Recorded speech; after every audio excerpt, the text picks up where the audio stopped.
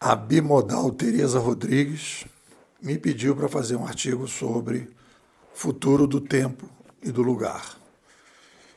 Quando a gente olha para as mídias no passado, a gente vai perceber que a nossa relação, toda a estrutura da sociedade, as mídias fazem uma espécie de placa-mãe da sociedade.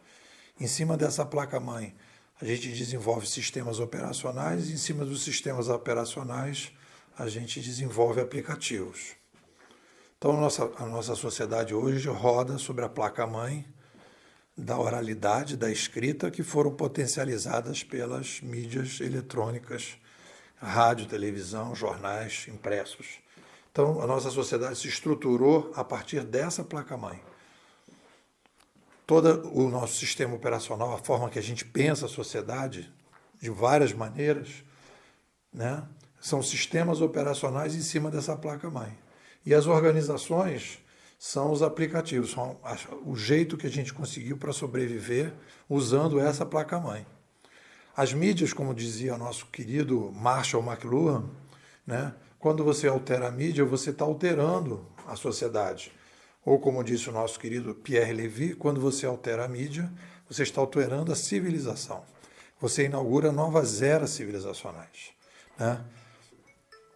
Essas eras civilizacionais se iniciam por quê? Porque a gente passa a ter novas possibilidades. Não é que as mídias vão começar a fazer as mudanças.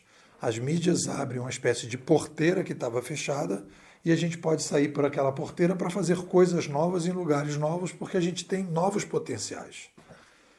A tecnologia, ela expande o tecnoplaneta.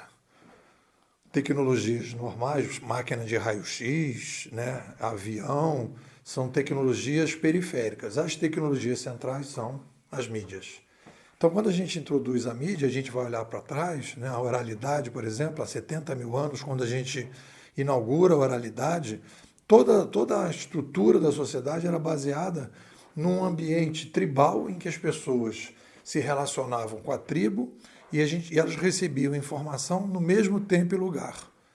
Não existia a possibilidade de receber uma mensagem, um recado, um texto de uma pessoa de outra tribo. Ela não sabia o que a outra tribo estava fazendo, a não ser que uma pessoa de lá viesse para cá. Ela não tinha acesso, né? E tinha que estar no mesmo lugar, no mesmo tempo. Então, se, por exemplo, tivesse uma reunião e ela não tivesse participado da reunião, ela não saberia o que aconteceu na reunião, a não ser que alguém dissesse para ela o que aconteceu. Não teria um registro da reunião. Então, a gente, inclusive, perdia a capacidade de memória, não havia memória. As pessoas diziam que quando uma pessoa velha, né, mais antiga, né, morria, se ia embora uma biblioteca, porque ela guardava as coisas e as pessoas não saberiam lembrar de tudo porque não tinham de anotar. E isso limitava a sociedade, limitava o conhecimento e a passagem de uma geração para outra. Então, tudo era influenciado pela oralidade. Quando chegou a escrita, a gente iniciou uma nova civilização totalmente diferente. A escrita permitiu que você pudesse mandar recado à distância, permitiu que as pessoas pudessem ter acesso e permitiu também que você tivesse acervos para que uma geração pudesse ter acesso às coisas que tinham sido feitas por outras gerações do passado. E aí, então, a gente começa uma nova etapa da civilização humana. Eu, na minha palestra, por incrível que pareça, né, apesar do Brasil ser um país extremamente religioso, né, quando eu pergunto qual é o significado da Bíblia, qual é a origem da palavra Bíblia, as pessoas não sabem. Né? Bíblia vem de biblion, do grego, que é pequeno livro.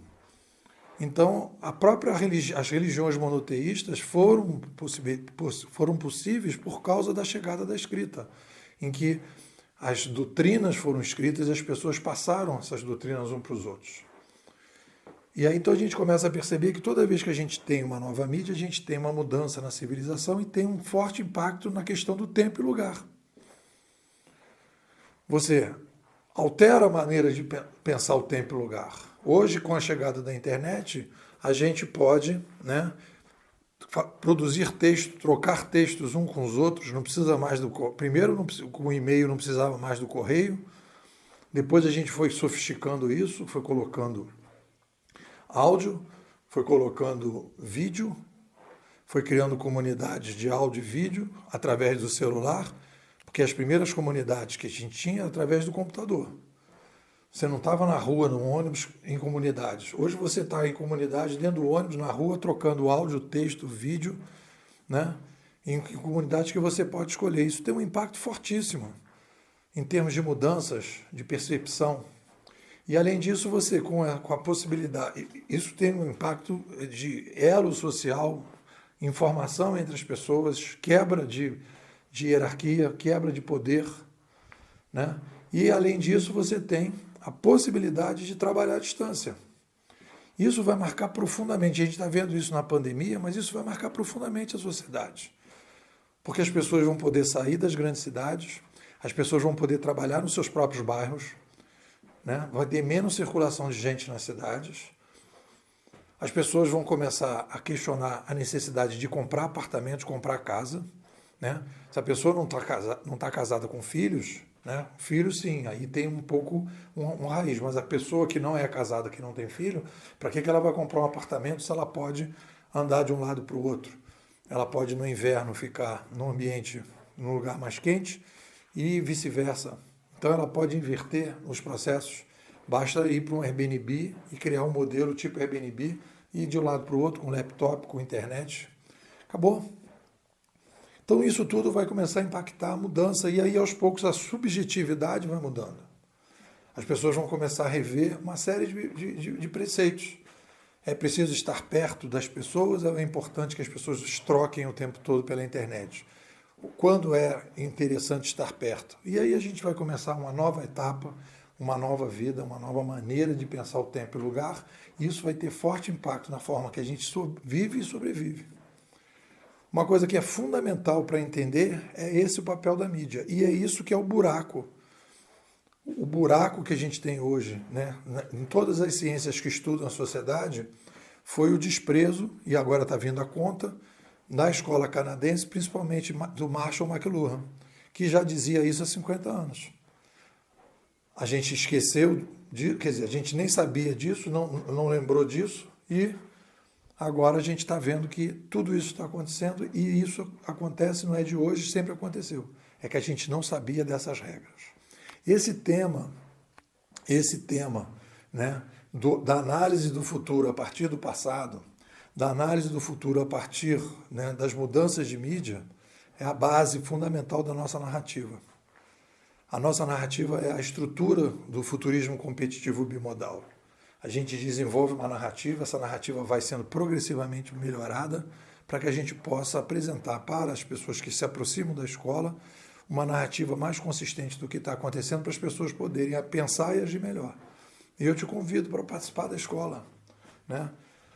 Como é que você faz? Você me manda um zap, 21 99608 6422. Vou repetir, 21 99608 6422. Nepô, eu quero ser bimodal, quero fazer parte da melhor escola de futurismo do Brasil. Estou desesperadamente afim de sair de Matrix e tomar a pílula vermelha. Bora, vem? Me manda um zap.